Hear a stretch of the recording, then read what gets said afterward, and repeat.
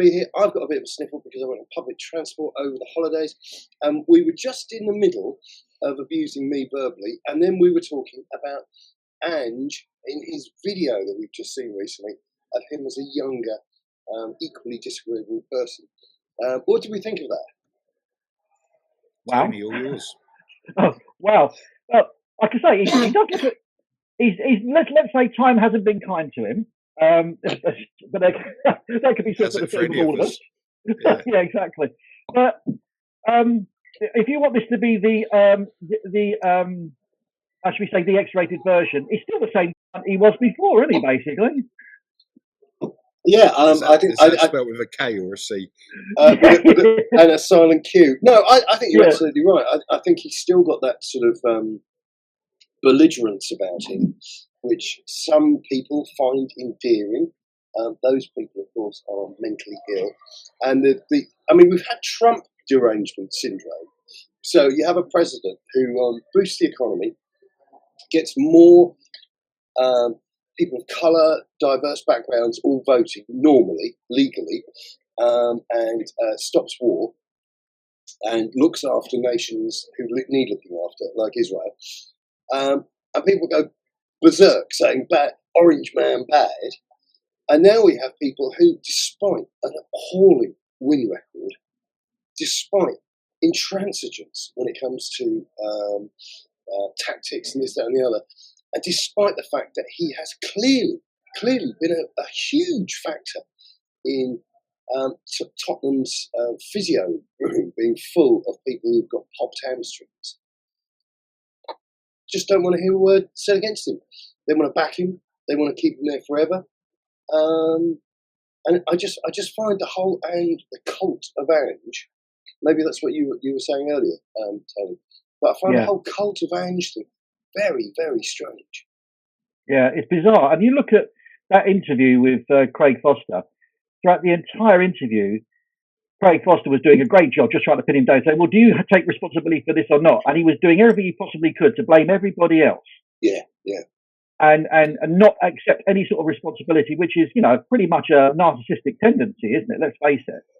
Yeah, I mean, if we're going to be like pop psychologists in respect of Ange, I don't think he measures up particularly well as a human being, which is the point I was making a couple of weeks ago about it.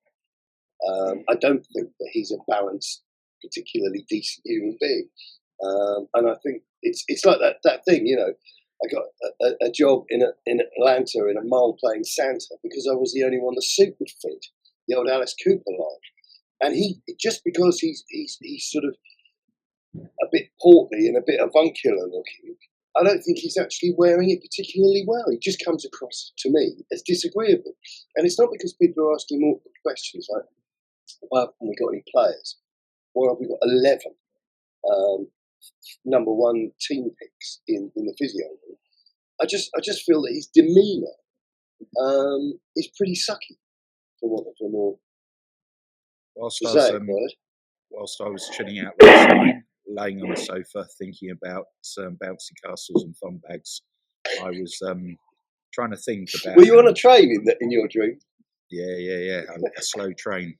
But I was thinking about how he's getting away with it, and the only reason I can come up with is nodding dog syndrome, where he is a delight for the hierarchy at Tottenham because he will agree with what they say, he will accept what they give him, and he's not going to cause any eruptions like Conte and Jose did. He was allegedly our eighth choice for the manager's role. He's a man who's approaching 60 years of age. He's extremely well paid, and he's going to run with this gig for as long as he can, as he's woefully out of his depth, and he is a corporate guy. Anybody before him that had anything about them, they've called out the broken promises, they've called out the lack of quality coming through the door. Yeah, this guy won't, not at all. No, I agree with you, and I think it's one of those situations where I think it's what we're not seeing, and it's not so much what he's not saying, but I think you're right. I think within the carpeted corridors of HOTSPUR Way and Liverpool House, I don't think there's any atmosphere from him at all. I think he's quite happy to take his money, which for him, and without being demeaning, deliberately speaking badly with him is a significant chunk of change. 5 million quid a year. I'm Yeah. sure. I mean, that would blow our minds if we were on that class of cash. So let's not even worry about the fact that Tony Conte and Jose were earning nearly 3 times as much, because it isn't relevant. But to this guy, 5 million quid, which is taking home 2.5 or whatever, that's a lump of, that's life-changing money. And I've got a feeling that he walks past Levy in the corridor, and Danny will say to him, it's okay, mate, great, see you later. I don't think he feels that he's the pressure for him to do any more than to be basically have his tummy tickled. I don't think he feels it. I could be wrong, but I just don't think he feels it. And when the press ask him about signings, this, that, and the other, and I have to point out, this is the thing that really annoyed me last week. Again, our friend Dan Kilpatrick, who can barely read, barely write, which is unfortunate given his position where not the Evening Standard, managed to completely twist and irresponsibly suggest that they were working, that Tottenham were working behind the scenes to rally more signings. And that's not what Ange said. He said that they had problems with injuries and physio and and yes, they were looking at the market. And behind the scenes, the club were working on it. Which is like me saying to you, you asked me about something earlier on the phone, and I gave you my absolutely appease all phrase. Yeah, it's all in hand. The moment anybody's when you haven't even changed the bloody television, you're on the same channel you're on 3 hours ago, just sat there like a stooge. It's all in hand. Who talks like that? But the checks in the post, isn't it? Yeah, checks in the post. Go get my homework. Yeah. And it's just, but nobody at the club, and certainly not Ange, indirectly or otherwise, said that the club were working on signings. They did not say it. They specifically didn't say it, and that really annoys me. I mean, I've been doing this for over 20 odd years. Quotes, give me the quotes, because then I can tell you what I think of what the guy said. But don't twist it. When you started, you had jet black hair. Now look at you. Do you know, I shaved this morning. How was your Christmas, Tony? You look rather well. Are you high on the hog? I'm not entirely sure what that means. Is that sort of your euphemism or something? It is on this show. Yes, very well, thank you. Yes, lovely Christmas, lovely break. Still not have to go back to work till Monday, which is even nicer. So that's even better. So another few days till you're back in the funeral parlour. Absolutely, mate. Yeah, that's it. That's it for me. I'm actually the stand-in for one of the corpses. Well, Chris can help you out if you get a bit short. Yeah, I think. Yeah. Sorry, Boxing Day. Yes. Shall we? Go on then. Yeah. Again, going back to what we started off with Ange going on about his lack of accountability, don't really care, don't want to be answerable to anybody. He did it again in Boxing Day, didn't he? Did exactly the same thing. Exactly the same thing again. It's just like, it's such a common theme with him. Oh, well, Destiny's out. Oh, well, it's just the way we play. It's just the way we play. Well, no, it's the way you tell the team they've got to play, mate. And you keep doing the same thing over and over again. And that was another thing as well, which has been sort of permeating on social media. You've got accounts and this, citing the Mock Bell and the Daily Mail and so forth, talking about that might be willing to let Lancashire go, might be willing to do a deal for so and so. I mean, we're not playing these guys, and I am, hand on heart, I am Mr. Reticent when it comes to the kids, because I've never believed the hype. I want to see them, and I want to see them over a not prolonged period, but enough for me to get my teeth into it, to understand and get a feeling for these guys, like with Mikey Moore. We've seen glimpses, but I want to see more than that. I want to see something a bit more substantial, like with Bergvall and Co. But they're not playing these guys. And then the pressure on the existing personnel, pop, hamstring, pop. And it's just, and he's done it at Celtic. this is the thing. If you want to talk to me about Japan, or you want to talk to me about his previous activities, let's talk about stuff that is tangible. We can we can pinch, we can touch, and we can rationalise and see that he's doing again. Because it's like saying Jose Mourinho is a hothead. To me, that's music to my ears. Because he'll make 3 substitutions at half time and say to the press, "I got it wrong. It was clear to me by 40 minutes I got it wrong, so I made 3 substitutions." This guy runs footballers into the floor, and that's his CV. What a moment to be alive on Boxing Day, though, when we finished a game in our £1 billion stadium with Sergei Reguilon and Timo Werner on our left-hand side. And Werner, who's been linked with moving back to the Knackers yard that he came from. But they don't want him, so they don't want him. Of course they don't want him. They're an actual sports club. But for me, Tony, H, the thing on Boxing Day was that in the last 15 minutes, our legs had completely gone. We were absolutely exhausted. The players were entering the red zone. Likely that the next one to get injured without a shadow of a doubt will be Solanke as he's running himself into the ground. But even at the 75-minute mark, when there was always going to be 8 or 9 minutes of injury time, he was trying to push the players 40, 50 yards up the pitch when Wolves had brought on some offensive substitutions. And you think, you don't know what you're doing, buddy. If anybody's going to score, it's going to be them. And then we're going to be in all sorts. And guess what? In the 87th minute, the guy, the Norwegian guy, Strand Larsen or something, popped up. Cracking finish as well. Took it really well. But again, everything that we were seeing played out. And it's that lack of flexibility, it's that lack of change. And we talk about Lancashire being linked with potential move. He won't try different things. He won't try different formations. We've got these kids who we're being told are really good in the youth team. If they're old enough, they're good enough. Throw them in there because he's trying to repurpose existing players. It's like trying to get a square peg to fit a round hole. It's not which Tony could tell you all about. Yeah, indeed. It must be soul destroying. It must be soul destroying for these youth players, for these players who. And we were saying this in the chat, weren't we? We're saying, well, if they're on the bench, then why can't he play them? It's as simple as that. Because if they're on the bench, then he must consider them. If he needs to, he can play them. And it must be soul destroying for a youngster who's trying to make a name for himself, giving it his all, and really trying hard. There's established. He got onto the bench to see the likes of Werner going on in front of him. I'll be thinking, my God. Case in point, Alfie Dorrington, under 21, there you go. Back, played all season in our under 21 championship winning side. Yet they're talking about deploying a bloke who is so brain dead, Basuma, at centre back. What does that say to the youth team players?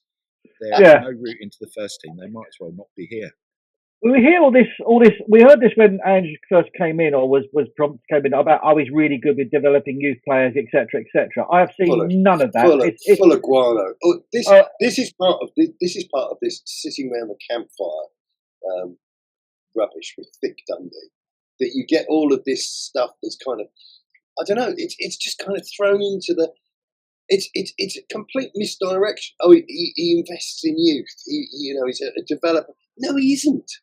I tell you another thing that's really worrying over the last 24 hours. All of the news that came out yesterday, which was suddenly put to bed by our press department about 10:45 last night. You had Alistair Gold tweeting stuff, and it was about the alleged Sam Johnson move. And then you think Alfie Whiteman and Brandon Austin, they're just strategic pawns, aren't they?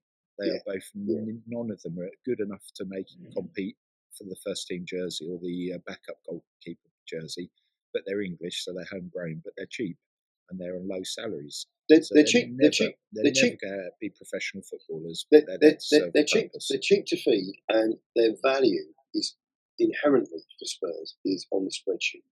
It's not on the grass, and it wouldn't surprise me. I mean, going into conspiracy theory territory here, it wouldn't surprise me at all if Daniel Levy said, "Look, we've got 6 guys who are normally on their way up. I never want to see them run on the pitch." Well, they're probably drawing 250,000 a year each. Probably a little bit more, but more terrifying. But the 5 days a reality week is, at the I Tottenham don't Spa, think life's I good don't, for them. It's easy. yeah, I don't, as you say, Hotspur Way Spa, where they get a little foot rub and the occasional happy ending or whatever they get up to. But I don't think that the mission statement is to for those guys to play football at this stage. I think they're worth far more unseen with occasional tossers that we've mentioned there, saying, "Oh yes, he's a very up and coming, and people are very interested in him," and all the rest of it. Well, first of all, you've been told that by somebody else because you don't watch them play, and you don't know anything about football, as we've gained over the last decade of your dross. Yeah, I think it's a Ponzi scheme, and you've got these weirdos, and I won't go into the whole thing because you'll lose your lunch. But you've got these weirdos like Windy Coys and that other creature with and I'm going to say it, with the pedo beard and the bald head, doing his tactical analysis. I mean, I've got to tell you, I've got so much data coming out my ears, and the thing to be with it is judicious, because otherwise, what you do is you put 3 photographs up of a movement where the ball gets played out from here to there, from there's a goal, and then you break it down and you say, "Oh, this is how Spurs are playing in the front, final third or whatever." It isn't really. What you're taking is a snapshot. It's like watching a film. When you watch a movie like Heat, where there's incessant gunfire and this and that doesn't happen every day. A guy goes to jail for 20 years. That's an afternoon out of a lifetime. And but all of these creatures, these weirdos, and that's the nicest I can be. These weirdos telling us that these kids are good and what Angie's doing and all the rest of it. I just find it utterly depressing. Show us the proof. Then show us the evidence of it. Yeah. Statistics don't prove any. There are lies, damn lies, and statistics. Here's another quote for you. Cheers, mate. Educational as well as educational. Yeah. But the thing is, you can. Whilst there are certain, a friend of mine the guy I told you about, who's working at Ipswich. He's in data analysis, thoughts of data analysis. So he tells me quite a lot of things about what's going on. And if you use it in the right way, you can really get a lot of insight into a player's performance. I really can. But the stuff that comes out is all dross. It's just absolute dross. The stuff they keep behind the scenes is all the really good stuff. The stuff that leaks out is dross. It's not useful for anything. I've always maintained that the thing for me with the data is the interpretation. And it's very easy to say these, for example, I think Ryan Sessamill's data was always an exception. And it's the same thing with Archie Gray. I think his data was probably an exception. But actually sat as a football man in a stadium or watching on your high definition TV where you want the benefit of 15 cameras minimum, courtesy of Sky Sports and Co, and watching them and understanding the game, not interpreting but understanding the game. The data doesn't help you. Nobody in their right mind. That's why I refer to these weasels as being nutcases and weirdos. But nobody walks out of a football match and says, "Oh, I thought his passing average was exceptional in the final third." Nobody talks like that. Well, there are people that talk like that, and they're normally on a list in a police station. Nobody talks like that because they're a threat to other humans. And the data doesn't shed any light.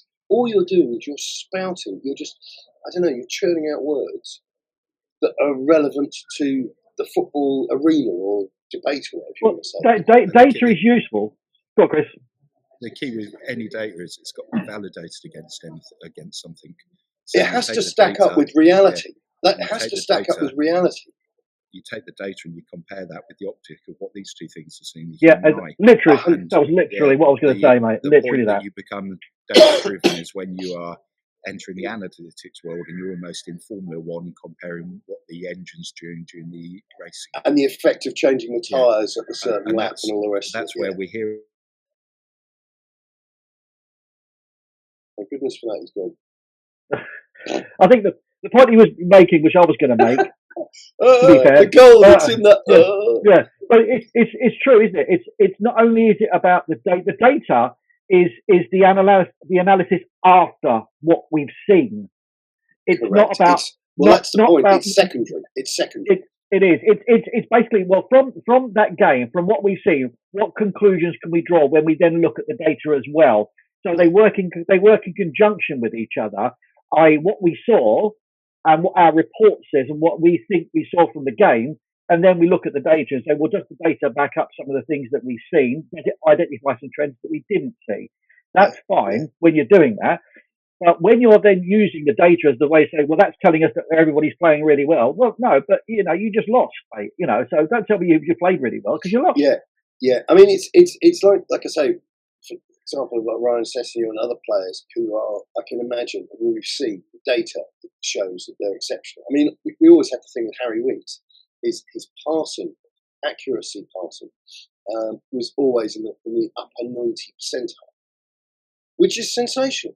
But what does he contribute to the actual football match? Well, when 90% of it was sideways or backwards, that means nothing. Well, it was he as a footballer, he was just simply infuriating.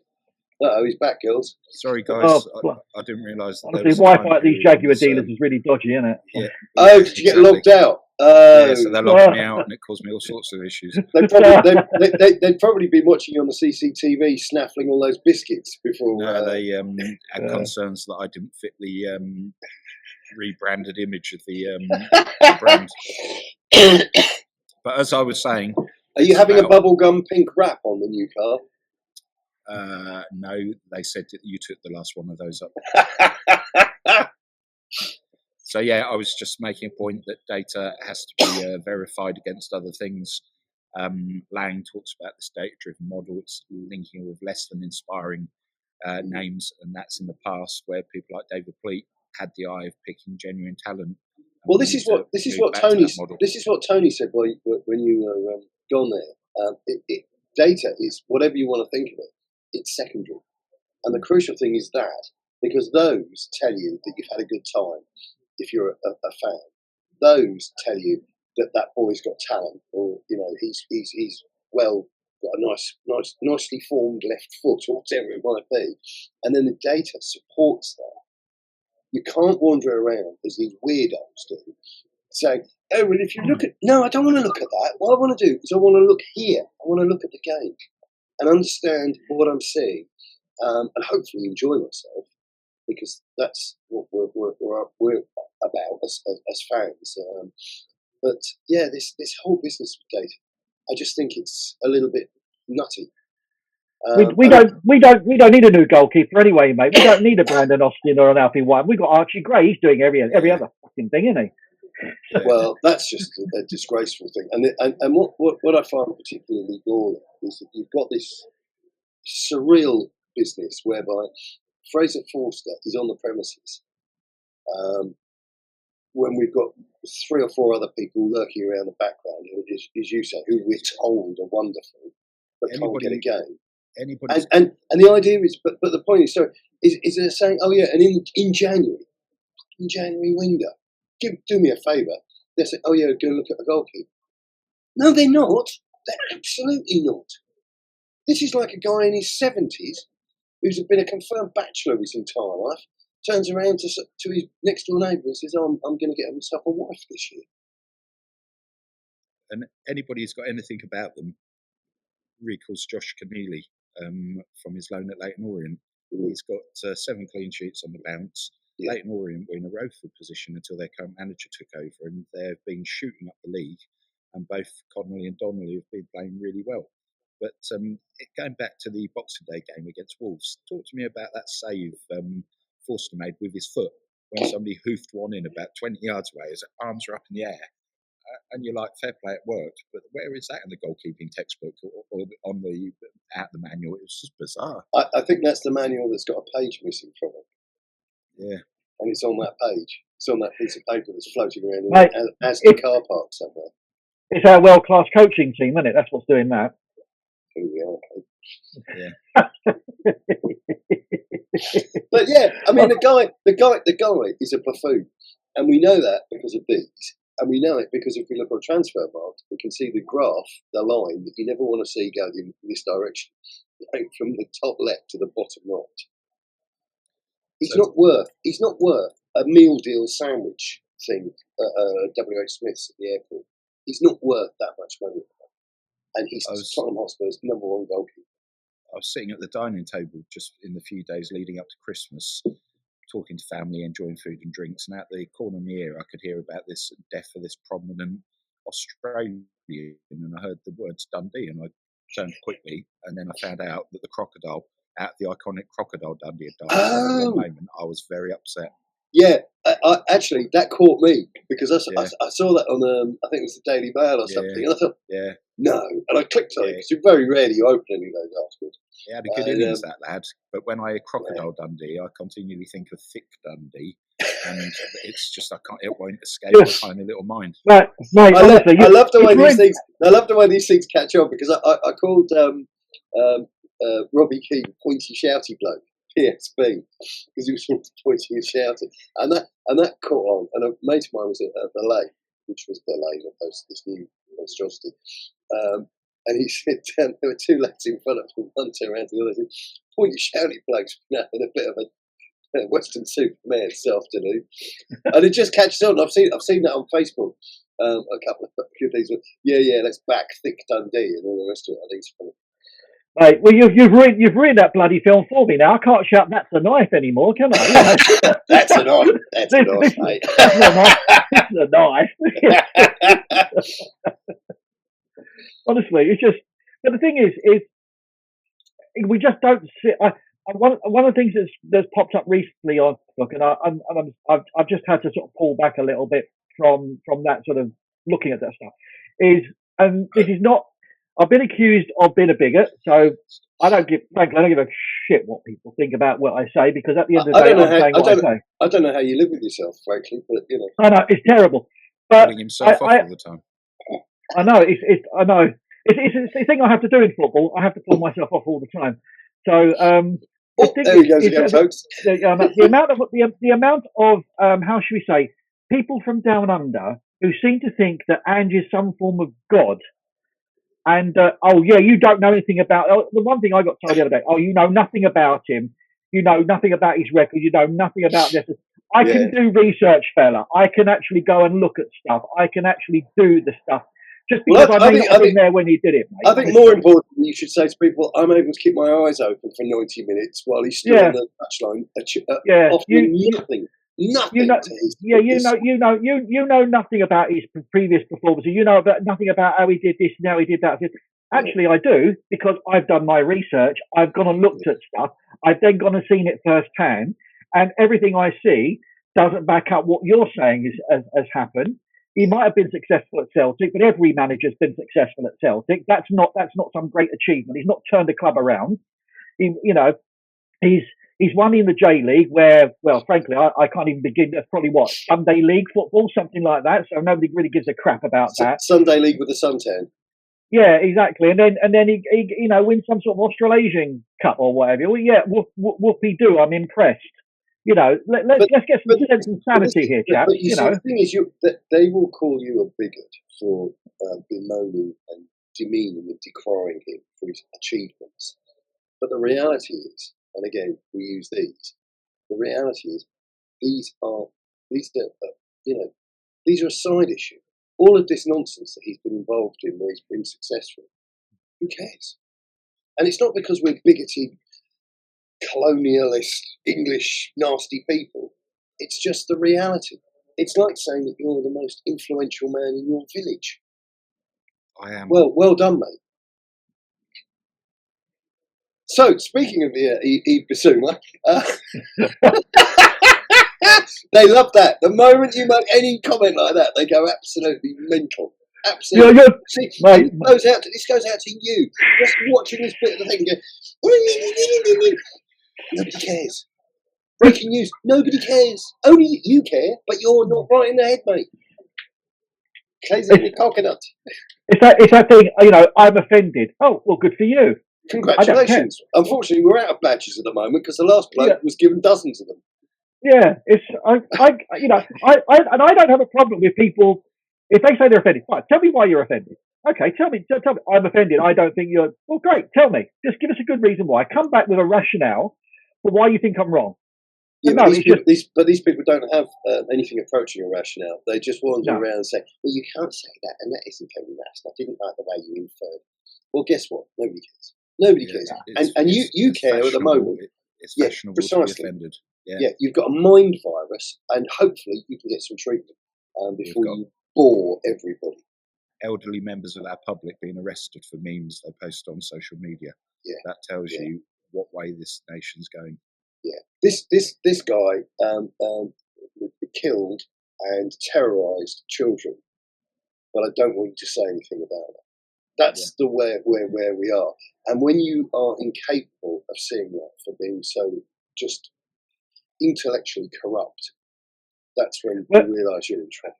And that bleeds into the football as well. When you look at some of the nonsense that's being spouted everywhere across Facebook, across Twitter, and God knows what, it's just like, hold on, are you actually looking at the same things that we're looking at? Because I cannot believe it. You must have slipped into an alternative universe or dimension somewhere, because you're not freaking watching what I'm watching. Yeah. This makes Jamie Carragher saying this side is packed full of internationals look quite recent. I heard that the other day, actually. A bloke was we were talking about from Glasgow. He was talking about the Celtic and everything else on Facebook, and he said, "Well, at least your side got loads of internationals." I said, "Where are they?" Well, it's like when I have conversations with pals of mine in the Western Midlands, so dealing with real football people, Villa fans, Wolves fans, and bless them, they say, "Oh, Spurs, blah blah, have to." They think I'm hilarious because they say that stadium, and I'm like, "Yeah, I know, it's depressing, isn't it?" they think it's an award in itself. You know, it's 95% of our fan base do as well. Yeah, and a huge amount of our fan base believe that is an achievement. Mate, Audi Cup, mate. Come on, Audi Cup. Come on. But there was a guy interviewed outside the ground before one of the games, and he said he was Levy in, but on the fence with Ange. And the guy said to him, I saw it on YouTube, it was a short, and the guy said, "How come you're Levy in?" He said, "Well, you know, he's got his good and his bad. Obviously, he doesn't go into any details, doesn't understand football."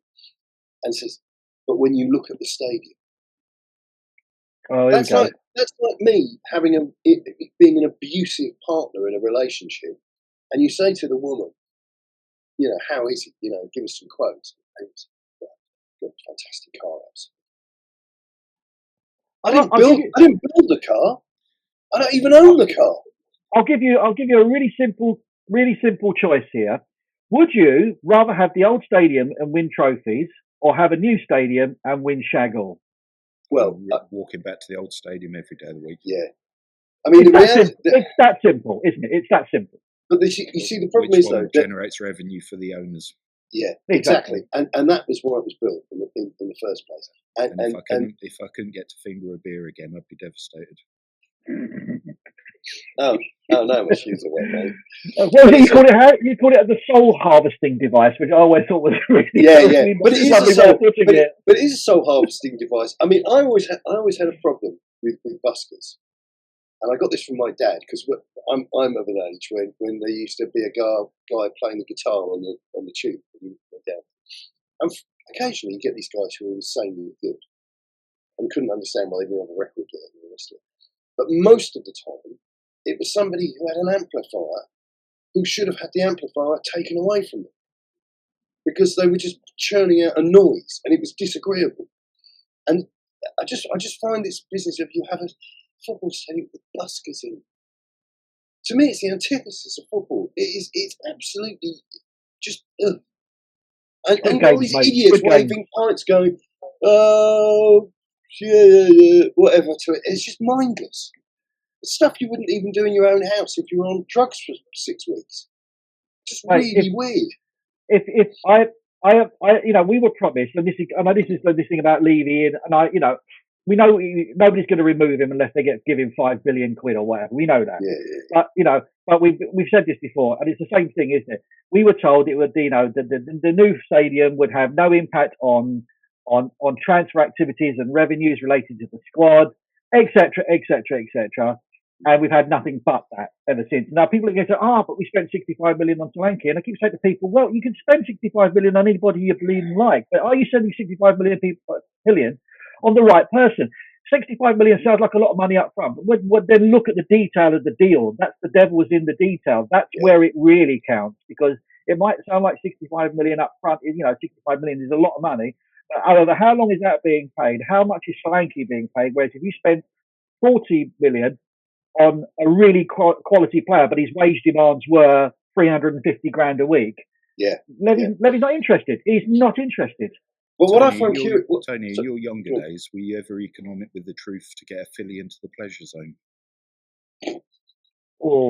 That's one of those ethical dilemma questions, isn't it? He just needs to make sure the office door's closed.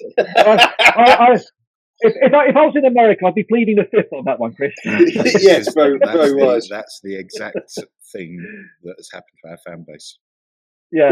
But the thing, you see, this is the thing as well. I actually believe, and bear in mind, it's great to have this conversation in the 21st century, because, like I say, 20 years ago when I was doing this and had held the same views, because I wasn't born stupid. It's not like I suddenly, bing, my IQ has tripled. I could smell Daniel Levy was wrong, to put it in straightforward language. And I actually think that he purposefully looks at a deal through the optics of the fan base and says, well, if I spend 60 million on Sissoko, if I spend 60 million on Richarlison, whatever, that makes me look very benevolent. And as you point out, quite rightly, Tony, you've got this business whereby, you're spending 60 million, but it's over 10 years with this, that, and the other, and all these caveats. And once you go through the whole deal, it takes the good out. There's no warmth to it. And then you're back to the painful reminder that none of these guys are entertaining footballers or talented. And you're clinging on to this detritus, dandruff, this absolute muck of, he plays for Brazil. He plays for the France side that won the World Cup. And again, going back to those idiots that get annoyed by it, nobody cares. Nobody cares. This is Tottenham. We want Tottenham players to be the best they can be in their division for our club. And I don't care if they do fun runs for disabled children on the weekend. I want to know what they're doing for us. And I think permanently, Levy has brought in guys that have just shortchanged us. 100%, but time and time again he gets away with it, doesn't he? Yeah, and wins plaudits for it. People turning around to him and saying, he spent a lot of money, don't tell me he's not backed Conte, don't tell me he's not so-and-so. And I just wonder where these people come from.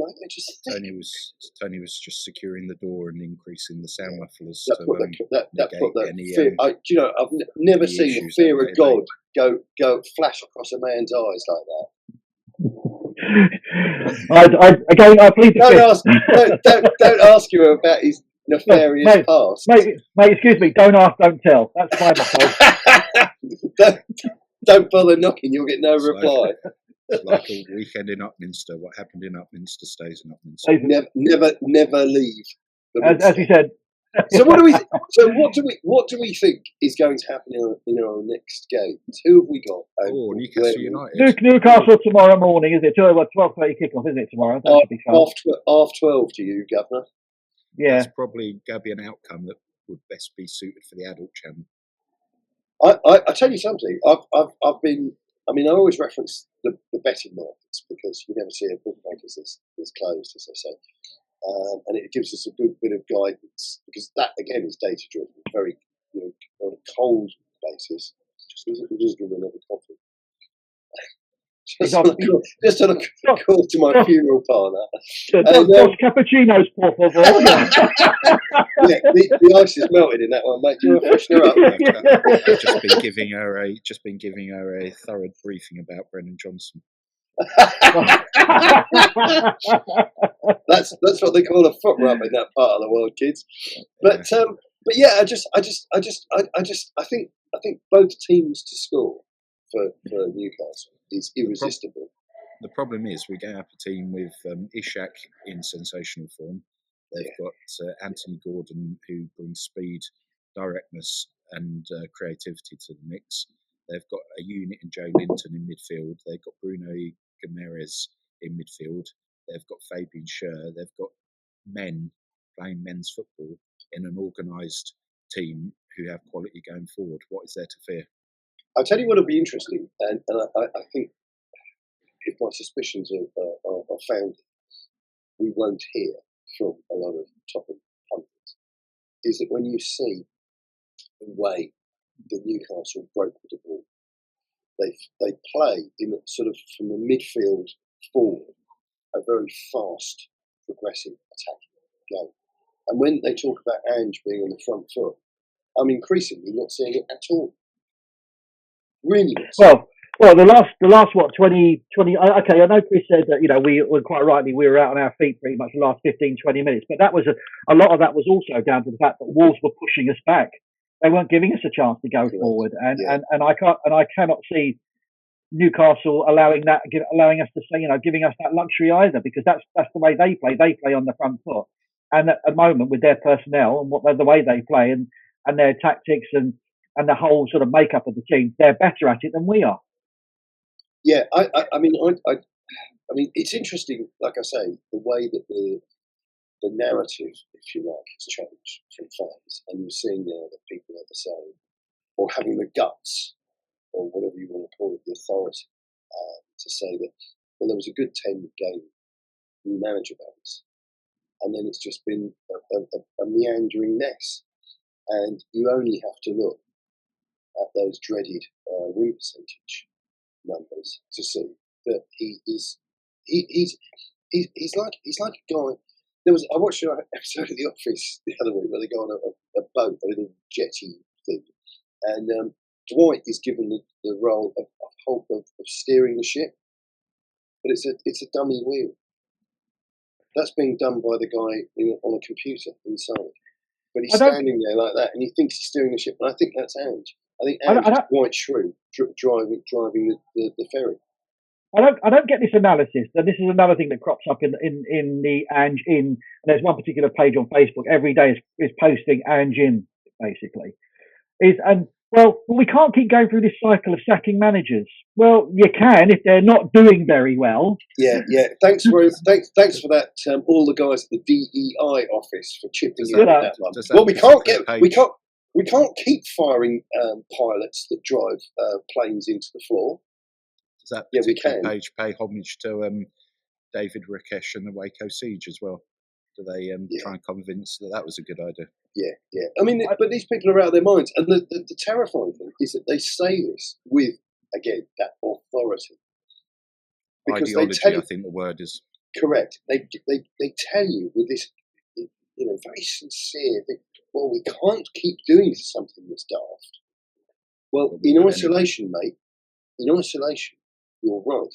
But within the context of the club and the way it's run, this is what the club does. It keeps making really bad decisions and then having to rectify or clear up or mop up the consequences of those decisions. So when you say in isolation, you can't keep setting a manager every. Yeah, I agree with you, but I am also, this is going to kill you, I can hold two ideas in my head at the same time, even if those ideas conflict with each other. But then if the manager's substandard, he has to go. You don't give him more money to make him better. Well, the thing is that particular thought process doesn't work very well when you talk about we can't keep sacking managers. Well, why? Look at the last two managers we had. In terms of good managers, like Nuno. Yeah, I think I'm still. Looking at, we can have the argument now, look where he is now. We not give him enough time? We got rid of him very quickly. Why is it that, Ange gets a free pass there, I think, and Nuno gets sacked after 3 or 4 months? Yeah. But you look at 17 games, wasn't it? Yeah, exactly. So why is it that was the correct decision? But what we're seeing now, and especially this waffle after the first 10 games, is he's getting a free pass. I don't get that. I really don't get that at all. But you look at the reason why Conte was sacked, and the reason why, he wasn't sacked. He basically went. And you look at Mourinho was sacked. Sorry, you've got two of the best managers in the world. Still, even now, which for anybody listening, let's just jump in there and qualify. We're going to fact check that. what Tony said there, kids, is right. Those are two of the best managers in the world. Their Yeah. CV eclipses most of the stuff you've ever encountered in your life. And I'm talking everything from women to hamburgers. These guys are box office, and they didn't work at Spurs. Tottenham is the only graveyard for excellence. Excellence comes to Spurs. And asked to source their material from Netto. Yeah, So operating out of a 1950s ambulance as a burger van. From the outset because we didn't give tradesmen the right tools to do the job. And when they spoke up and said, we haven't got the right tools, we need the right tools, or as in Conte's case, he said, where Conte said, well, there's a culture of mediocrity here, there's a culture of failure here, which is acceptable to them. Tut, Tony, off you go. Cheerio, mate. Thanks very much. So long, and thanks for all the fish. Yeah. Well, this is what I'm hearing now, guys. I'm hearing now that Levy's reluctant to pull the trigger because he's got wind that people think he makes knee-jerk decisions. So he wants to be seen. He wants to be seen to support a manager and give him the opportunity. Oh, now he wants to be seen to be supporting a manager. We had the bloody times where it was relevant. Not doing what's right for the club. When a decision needs to be made, but this is the fine art of absolute bullshit. Because the guy, first of all, I think we've gone through this enough bloody times over the last 25 years. Doesn't understand football, doesn't like football. He's a fantastic businessman within a very narrow margin. And again, this is about holding two ideas in your head. Oh, he's a billionaire and he's done all this and he's done that. No. He's great at leverage when it comes to borrowing money. This is where he has absolutely excelled. Outside of that narrow field of excellence, admitted excellence, it's a bloody disaster. Mm-hmm. The stadium was so overdue, so over budget, and he's still got his. I don't begrudge him the money, give him the money, bury him with his money, bury him in the back garden with his money. I don't care. I really don't care. But he has made an absolute fist of everything beyond this business. Because you've got to hand it to him. He borrowed the 22 million or whatever it was initially to buy Tottenham, and he's now managed to just double his money every 5 minutes for the last 25 years. And this is sensational, like absolutely sensational. And I'll go back to that homepage on the Spurs website. You go down the bottom. And the thing is as big as your bloody IMAX screen, with all the Cadbury's, Dulux, blah, blah, blah, PayPal, whoever it is, all these brand household names who've sunk money into him. The guy is a legend in that respect. But once you go beyond that narrow field of excellence, it's a car crash. And it's a car that keeps on crashing into other cars. Here's one for you, H. Everton are actively in discussions with 5 potential naming candidates for their new stadium, and guess what? They're going to have NFL football there, and I bet you that they have names in place for that new stadium in the next 6 to 12 months, where we've been waiting since 2019, so we're 5 years off, and we're still in the soulless arena, venue, entertainment setting that was previously known as White Hart Lane. I had a conversation with a guy who owned a retail menswear thing in the town I was living in. And was that Mr. Byright? I met him actually. Did I tell you that? Daniel Levy was linked to Mr. Byright. No. I met Daniel's father. He gave me. But he gave me the loveliest fuck off I've ever had in my life. Because I was trying to sell him. We were getting jeans made up in Colombia. I won't go into that. I think it's hilarious. And basically made an absolute arse of ourselves. Went in with the samples to buy. These all costs landed, or there'll be freight on board, blah blah, £5, whatever. And then he showed me everything. Next thing, got a piece of paper, came back. He said we buy ours in for $3.99 or something. But so I was in and out in about 20 minutes. But it was a very, very, very. Won't be the first time, won't be the last. Exactly, that's what she said. But it was. But this doesn't surprise me. This is why Everton, now? Everton will have a naming rights on it. It will be the NEC Bowl or the Jacobs cream cracker stadium or whatever it might be, and they'll get whatever it is, 5 million or 6 million a year or whatever it might be, and they will get an NFL deal, and Spurs again will be the absolute laughing stock. You know, not even the bridesmaid, absolute laughing stock. So not only are we Spursy on the football pitch, we'll be Spursy in the NFL as well. Brilliant. I can honestly see. I mean, I don't think the NFL will cut the ties with Spurs, but I think it's not that far away. If you ask for too much money and they think they could get an equal setting elsewhere at a fraction of the cost, they go there. It's all about money and revenue and maximising profit. Yeah. And if you only have to look on the underground when there's an NFL game on in London, and this is like this is like Star Trek fans or whatever. You know, it's a bizarre thing that tons and tons of people are into, and Spurs haven't been able to exploit it. That's the long and the short of it. They simply haven't been able to exploit it. They should be the destination in London. Like our friend Aidan Mulvaney was telling us. That all ties in, though, doesn't it? Yeah. That all ties in with the whole Levy thing about, like what Chris is just saying, he doesn't want to be seen as giving a knee-jerk reactions. Well, why is it when you actually need to pull the trigger, are you suddenly deciding that that's no longer a good thing when you couldn't wait to do it on other people that didn't deserve it? Well, I think again, and I've heard this, you know, anecdotally from people who've dealt with Lee. I think a lot of this is very personal.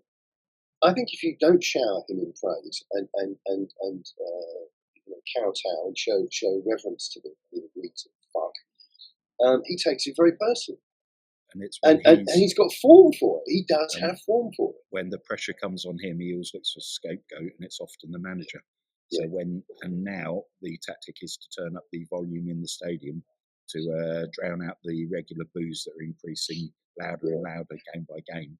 But he will never take accountability. And you name me another chief executive in any industry for any blue chip organisation in the world that would still be in their position now, having had as many failures at a spectacular level as he has. No, I mean nobody. He is like I say, he's the car that keeps on crashing into other cars. Yeah. You don't want to be anywhere near it. And you've got people like Paul Mitchell, who for a sign, and then we've got this other guy that's doing the stadium thing, Todd Klein. These guys, Chelsea, he's been and gone. But what I'm saying is they've had sizable chunks of their career. And I made a reference to it's equivalent of a footballer being on remand for 16 months or something. They're not employed because they've had the kiss of death from boredom. Yeah, gardening leave's a great thing, isn't it? I mean, it's horrific. It's horrific. I mean, I don't know about you guys, but if I was told I couldn't earn any money or I was going to be paid but I couldn't do anything for 16 months or 18 months, it would just kill you. It really would. But he makes a habit of issuing these little edicts out to people.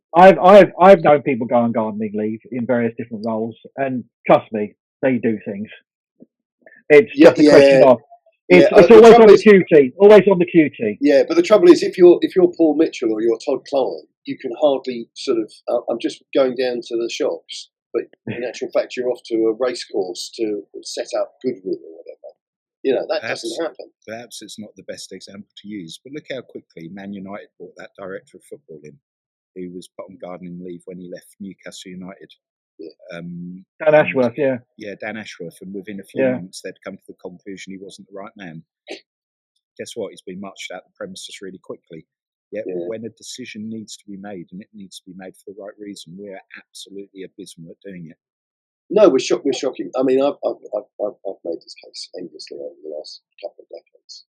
Daniel Levy, like I say, from that narrow furrow of excellence, which I won't quibble with anybody.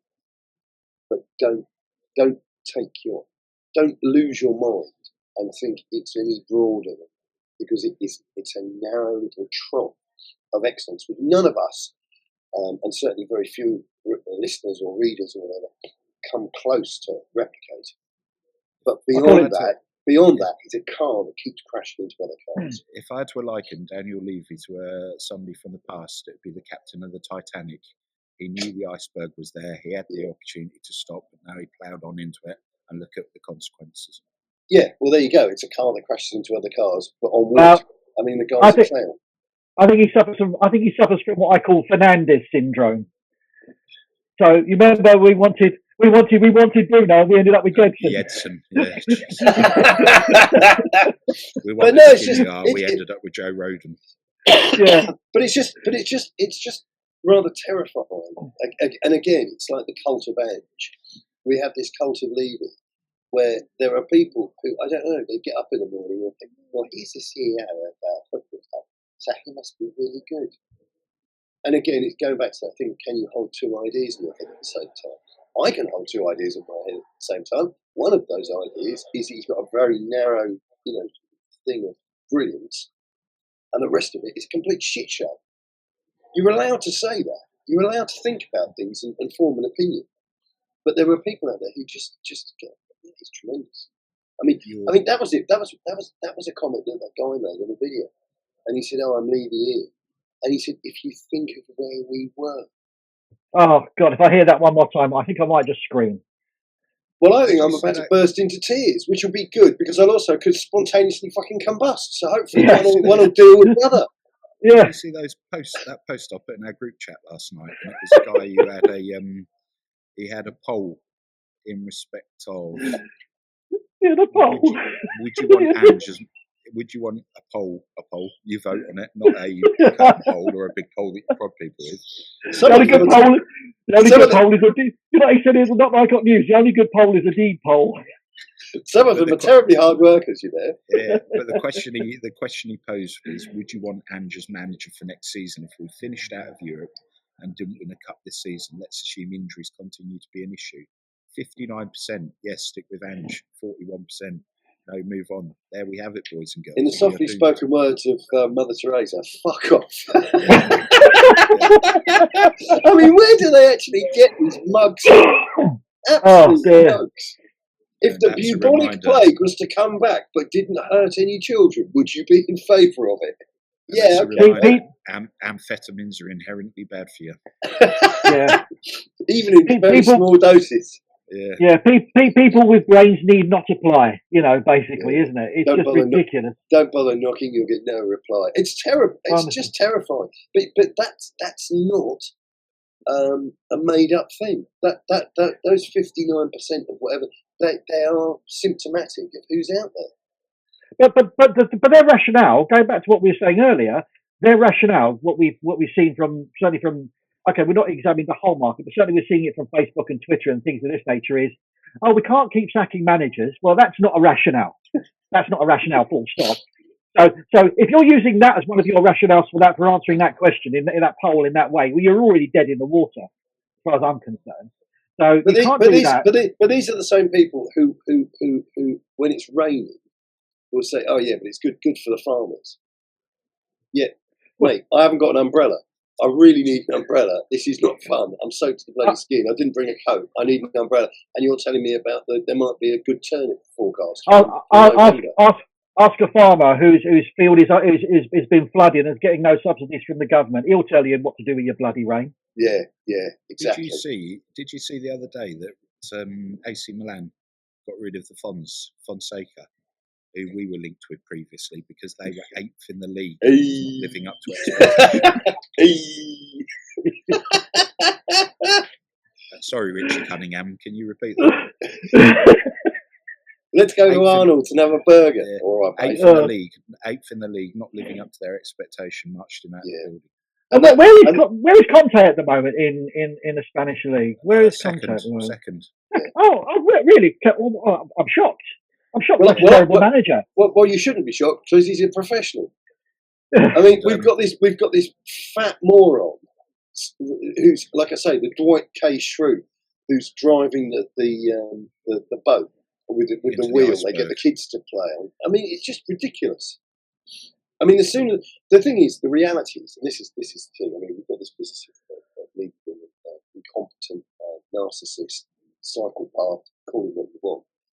But the reality is, he knows worse than anybody else that this business, and Aston Gold will tell us, because it's been told by a press officer who's equally in his 20s and he's done fuck all with his life, but doesn't want to make any panicked into making any decisions that you might regret, like every other fucking decision he's made over the last 25 years, and wants to take his time and, think in the best interests of the fact. You hired people that didn't work, repeatedly didn't work, and you had to pull the trigger, hit the nuke button.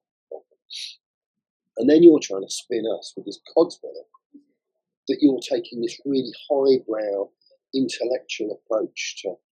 No, you made an absolute fist of it. And the last guy you got in, as you say, was 8th or 18th on the list because nobody else wanted it. Brendan Rodgers didn't want it. Found out that, what's his name, the Spanish waiter from Liverpool, he didn't want it. Nagelsmann didn't want it. These people have careers, and I always use the line of, and they sleep at night. They don't want to know. Let's not be totally ungrateful, though. When Harry Redknapp was there or thereabouts, he did deliver as Ryan Nelson and Louis Saha. And if you forget that, you're just selfish, the pair of you. Yeah, if you can't cope with the truth, don't involve yourself in this debate. You can't handle the truth. Handle the truth. Yeah, there you go. I knew it was coming out. I think we should really start. We should start mixing up the metaphors, mate. He's like the captain of the Titanic. The captain of the Titanic happens to be a crash test dummy.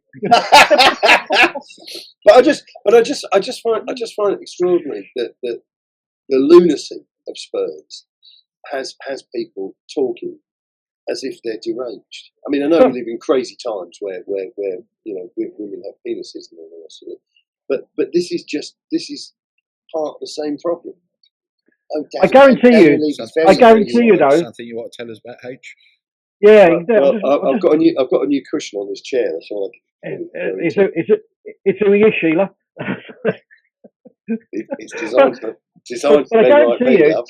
I guarantee you, talking about the cult of, about how he likes to be kowtowed to. We know Conte didn't kowtow. We know Mourinho didn't kowtow. Yeah. I'm damn sure Mitchell didn't kowtow either because he was probably telling it like it was. When somebody stands up and speaks the truth, little people get afraid and don't know what to do. Yeah, absolutely. And one of the phrases that a guy told me very early on in life was, and he was a very successful guy, and he said, the essential ingredient he looked for in anybody was a willingness to learn.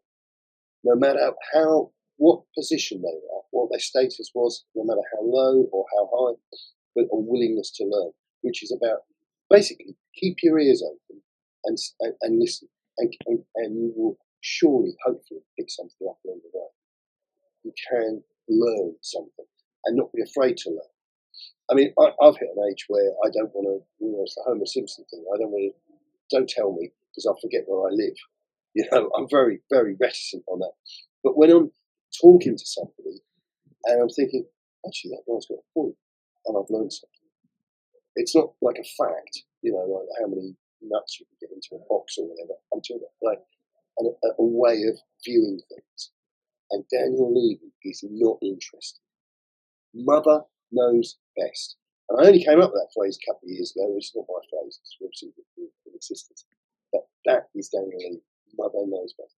No, I don't think so. I'm going to sack Jose for 6 days before a cup final. Absolute cunt. And that methodology is now instilled in, and now we have a manager who's exactly the same way. Well, he's a nodding dog. Well, he's like one of those Chinese, in the Chinese restaurants with the cat. Yeah.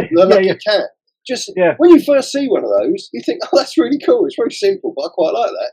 And after you see one the second time, you want to smash it in pieces. Just irritating, stupid. And that is him. And I'm wondering, actually, it's funny you say that, Kenny. I'm wondering with Fat Ange, Thick Dundee, if he doesn't look at Levy because he's so bloody gormless and think, well, that's it. He's the CEO in the boardroom, and I'm the CEO on the sidelines. So he's standing there doing the same routine. He's shaking his head, looking at the ground. Inflicting that same dogged, uncompromising. This is who we are. This is how we operate. I reckon Ange, the amount of staring at the pitch he does, he must be doing a degree in horticulture or something. Because he must know more about that he must know more about that particular section of the pitch than anywhere else, because he's given it a thorough investigation, hasn't he? Or he's hoping his belly's reduced so he can see his old man. He hasn't seen his belt in many years. That guy. That's something you're up against. I'd like to see him do a degree and get beaten to death. I'm now. Do you know? I actually think when I see him, I think very fondly of that game at Bournemouth with the Spurs fans that were just shouting, "Get sacked, you big bleep!" And they had a point. They absolutely had a point. And you see it on message boards, some uncouth people, away fans, Spurs fans. I can't speak for other clubs, but I think I'm right. Are a different breed. They are a class above. You go to away games, and these guys have put their money where their mouth is. They travel all over the country. They know the game. You know, they're real fans, proper fans. And for those guys to say that they've got a point. They've absolutely got a point. That's the fans' Conte moment, is it? That's the Conte moment, I think, from a fan's perspective. Is it? Just telling it like it is. Sorry, guys. You're telling it like it is now. You're a fat twat. And that's it. Get on. You know, we don't want you in this club anymore. Get the hell out of our club. Yeah, we've seen through you because, like I say, those away fans, they are a totally different breed. I have nothing but respect for them. Every time I see Ange, I can only think of one person, Sir Les Patterson. I've got panache. Who was described as obese, lecherous, and offensive. Suave. That's what they call me. Suave. Or is he the cultural attaché for Australia? Yeah, he's the Australian cultural attaché. And to be honest with you, I couldn't understand why Dame Edna Everage was able to carve out a career after I'd seen Salés. But I didn't think said of Ange. Yeah, I didn't think that the Dame Edna thing was particularly funny, and I've always been a fan of blokes in dresses, as you know. But that Salés thing with the stain on the shirt and the sort of scrofulous nature of it. Be careful what you say, as I've been out drinking with you and people in glass houses. Well, as I say, it's only funny because it's true. Yeah, and that was on the occasion you didn't reenact the full guy going off the stool. That was a what? That was on the occasion when you didn't reenact the full guy when you crashed from the stool. I've no idea what he's talking about. So anyway, how was your Christmas? That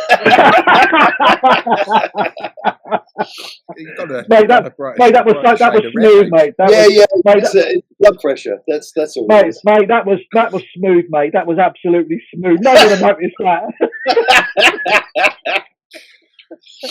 Right, so we've been at this for an hour and 7 minutes by my clock. And the car's still not finished. Can I get you another cup of coffee? I've been here for fucking weeks. So let's go into sweary mode for the. You mean we hadn't started?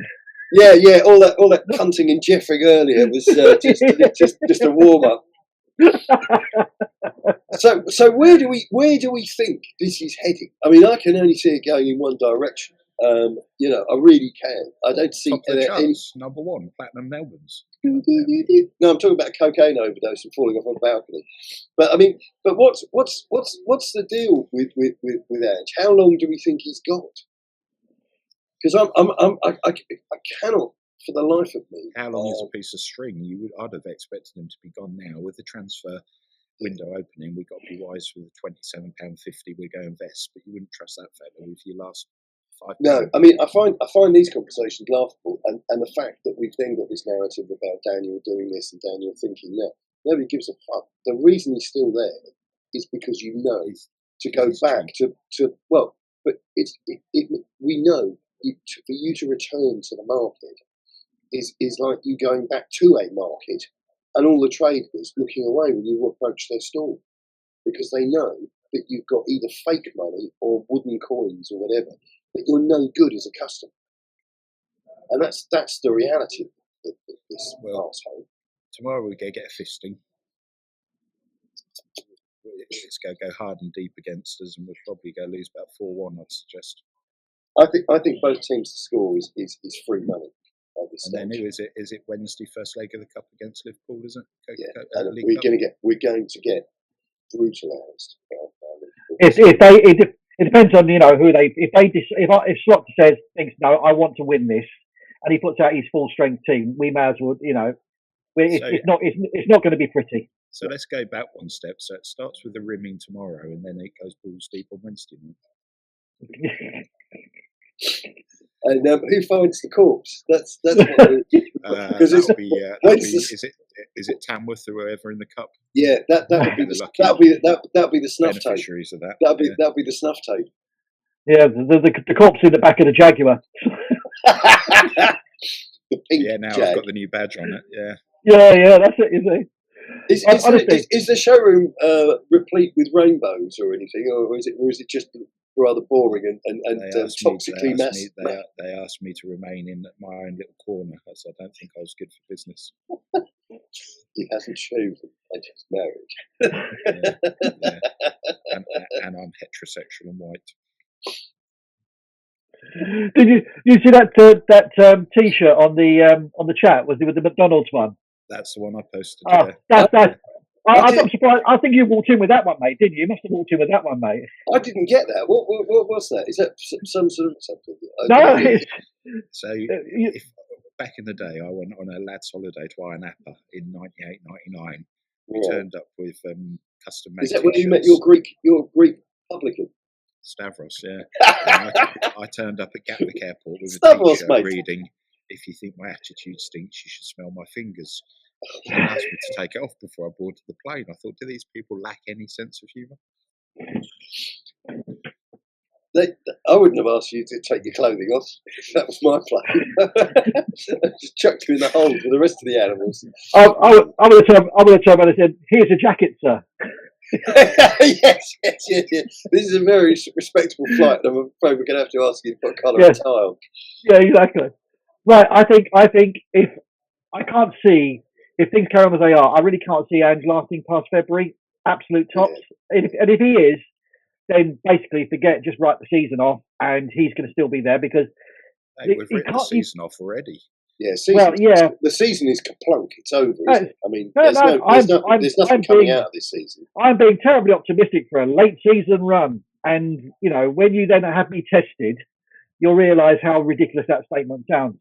Yeah, because we got no chance of having a late season run, and I keep hearing these things as well. All these fucking mental idiots on FB saying, "Oh, but when we get all our players back, Mickey and Christian Romero, Cuti, and all that sort of."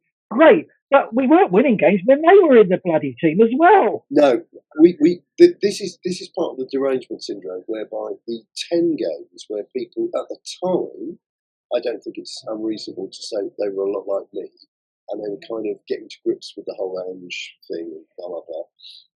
And then I would describe it more as curiosity rather than hope. Yeah, and it good band, and it was just about.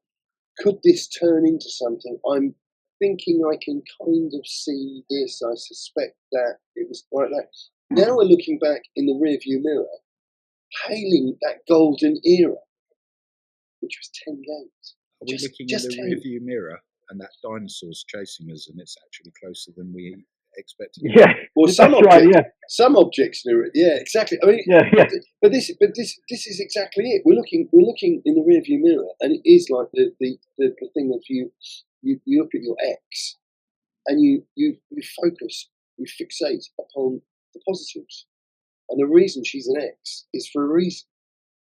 You can't focus on the positives because that gives you a distorted view, and this takes us back, of course, to these Ange lunatics who are telling us this, that, and the other, and all different shades of shit about a guy who has nothing to him, and he's been found. He's been found at this level, wanting.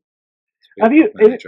I don't know for you whether it's the same for you, but whenever previously, I've always, every time there's a Spurs game, I go to a game or I watch a game on telly or what have you. Always a sense of anticipation. Always a sense of, oh, we could do really, this could be really good. We could do well. I flatline now when I watch them. I'm thinking, what crap am I going to watch now? Happens to a man of your age, Tony. I know. Yeah, I know. Mate.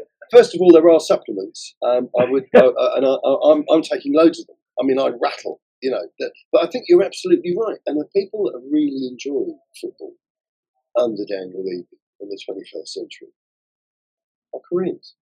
And I don't mean that in a pejorative sense. Sorry, you mean tourists? You mean tourists? Yeah, these people could be anywhere. They could be at Covent Garden, they could be at a racetrack, they could be at Formula One, and these are the people that were the little airbrushed caricatures that we saw in all of those. What do they call them? Imaginings. How it'll be. People wandering around with chinos, holding carrier bags. What's the matter with chinos? Well, I know a man in your position lives and dies in his dockers. Yeah, I'm still thinking about Crockett and Tubbs, baby. so many pleats on the front of his chassis. It looks like a human accordion. Yeah. but these people aren't football people, and all of the people, and it's like this business with the people at Bournemouth. Those people are a disgrace. They don't want them involved. They don't want them anywhere near us because they're bad for business. It's like those idiots shouting out Yid Army. Those people are a disgrace. They're an embarrassment. We need to get rid of them, airbrush them away, and replace them with people who come dressed nicely. I mean, I made the point when we played. I can't remember what his name was. Portsmouth, whatever it was in the cup. Coventry. And their fans were brilliant because they looked like they'd broken in. They were dishevelled. Some of them had been drinking alcohol, and they were eating and they were pointing at each other and making rude hand gestures because they were football fans. They were just normal blokes going a bit loopy for an hour and a half, and they didn't. And you could see the look on the Spurs fans' faces. They were terrified. Who are these animals? What are they doing? Yeah, exactly. And it was like, Dad, they can't get us over. It's just absolute, and that's who we are, mate. But that is exactly where we've become. And I've made the point the other thing, banging on about toxic masculinity and all the rest of it. There are very few men in the States. I think we should press up competition next time we stream. There's some toxic masculinity. Say what? I said we should have a press-up competition next time we stream. There's some toxic masculinity. I'm not doing press-ups anywhere near you. Thank you very much. Last time we were on the G-string, I've still not forgotten about it. He's going to do his mankini. He's going to do his mankini, isn't he? He's going to do his mankini. I feel unwell.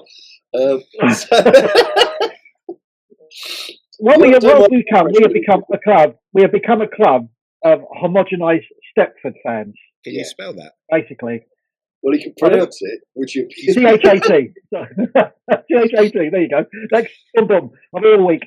But that's what it is, isn't it? It's just basically the passion, the desire, the will of the support. I don't think to do is sometimes a bit of a joke, but it's all that's just gone. There is nothing left, and we have been stripped of any substance as a club, as a football team.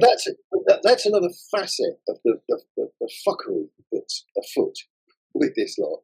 Is that they actually beat the Fasseray or whatever it is. The to do thing, which was horrible once you took it out of the Latin. That cost too much to achieve. Yeah. And they just got rid of it. They just binned it. And instead, they gave us emoticons, like with the little trees and the bits. And certain people were going, oh, that's really cool because I like the shield, the old Spurs badge, blah, blah, blah. It's just fucking horrible. And they got rid of the Latin because, again, and for those of you joining us late, Daniel Levy doesn't like football.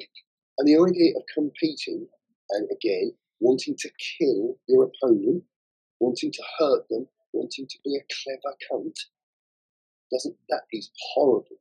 You can't talk like that. That's a disgraceful way to conduct yourself. And Levy doesn't like it, and if Mother knows best, which we know she does know best, mother gets rid of it. Don't talk about the war. Don't talk about the war. Just go point out my uploading speed is currently 98%.